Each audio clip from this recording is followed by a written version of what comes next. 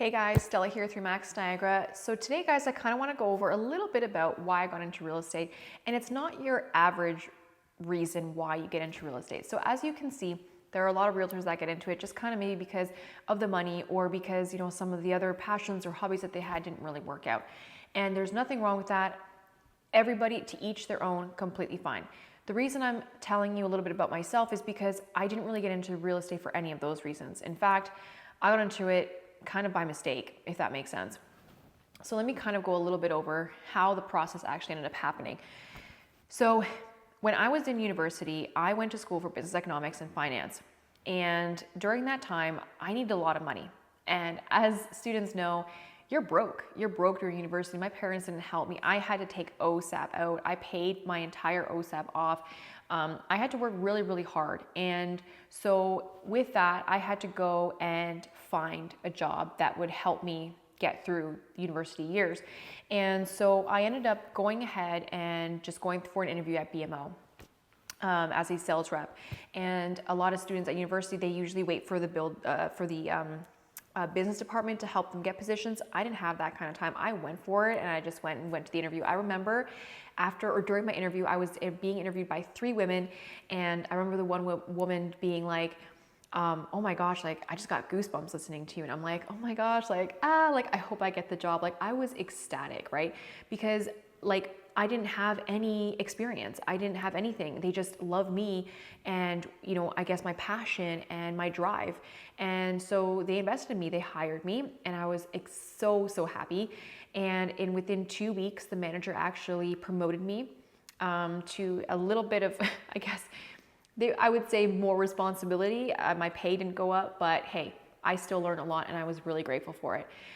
During that time, BMO held different events, and I ended up meeting at one of the events. We ended up meeting like the people in the higher positions, so we met. One of the meetings was I met the vice president, and we talked. I talked to him, one-on-one, and he really liked me. He really liked, the way I thought, and he liked the way I conducted myself, and he was, I guess, fairly intrigued. And so he actually asked me to meet with him one-on-one to discuss some potential opportunities. And I was like, oh my gosh, okay, like what is this? And keep in mind, I'm in university and I'm taking this course, and at the same time, on my free time, okay, and everybody knows in university it's hard to get free time. During my free time, I went ahead and I went for to get my real estate license, okay? So I'm in school, right? I'm studying. I'm doing also my real estate license at the exact same time when people were partying during Frost Week, I was studying. And then at the same time, I'm working at the Bank of Montreal, which I remember students coming up to me and being like, how did you get that position? I'm like, I just did it, right?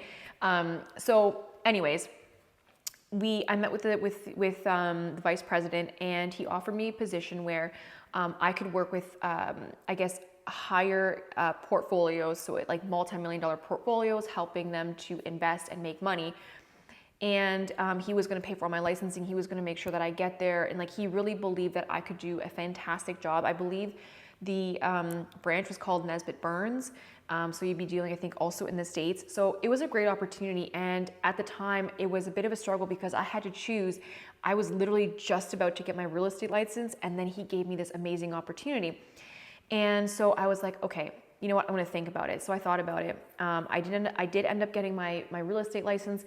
And then when I basically was about to graduate university, one of my professors even offered me a position to be basically an economist in South America. So I was born in South America. I knew the culture. I knew a little bit about what's happening there, and he thought that I would be a really great fit. I remember I loved his class because there I could really expand my thinking, and I remember I would ask questions, and he really enjoyed, I think, where I could think outside the box, right? And so that's why he asked me after my exam. He offered me a job, and unfortunately it was just a little bit too much for me because I was just bombarded. I've got real estate, I've got the vice president asked me if I could go and work for him. I've got now this professor asking me if I want to be an economist in South America, which was like unreal. I'd love to, but again, like I'm gonna miss my family, and I couldn't do it, right? So, and my my family was actually starting up a business as well that I was kind of involved in, and I just didn't want to just give that off and just run off without, helping them out while I was here. So there was just a lot going on. And as you can see, I had so many options. I had tons of options. And the reason I actually got into real estate was because I learned during high school that real estate was a fantastic tool to gain financial freedom. Everything else that I was being offered was a job, and I relied on somebody else to provide that position for me. When in fact, if I went into real estate, I was living life on my own terms. It was up to me, and the sky was the limit. When I looked at a job position, I was like, it's limited. Like, yes, I can move up, but it's still limited. I can only do so much. And I wanted to be so financially free that I could leave, I guess, a bit of a legacy behind. And that's kind of where my mindset was at, because like I said, I didn't like the system. I wanted to get out of the system. And the only way I could get out of the system was if I declined job positions. And am I saying job positions are bad? Absolutely not. I think some people are fantastic employees, and I think that is their destiny. That's what they're meant to do. For me, I was wired different. I'm just different, and for me, it just didn't make sense. And so when I got into real estate, it was more so because I started seeing a certain pattern of people taking advantage of my family. And my parents weren't very well versed in real estate. I was a little bit, but I didn't have as much leverage to really start negotiating with a grown person, right? So I ended up getting my license in order to look out for the best interests of my family and of myself, and to kind of have that control, so that I know that the things that are getting done are done in the right way and for the success of everyone involved, not just about my commission check and how much I'll be making off of you. So this is why I wanted to kind of wrap it all together and show you that I actually didn't choose real estate. In a way, it kind of chose me. And here I am. I can't say that I love it, because it has, like anything that's good, it's hard, right? Anything that comes easy, it's not worth it, I guess, in a way. But anything that comes hard, it's because it's worth it. And real estate is not for the lighthearted. It's a tough business.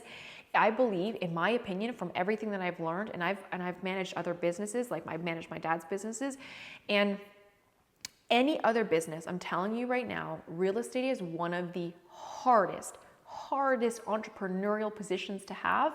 And I told myself that if I can do amazing in real estate, I can do any other business.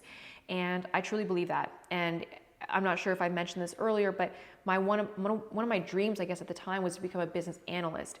And I know now that everything that I've learned in real estate can be applied.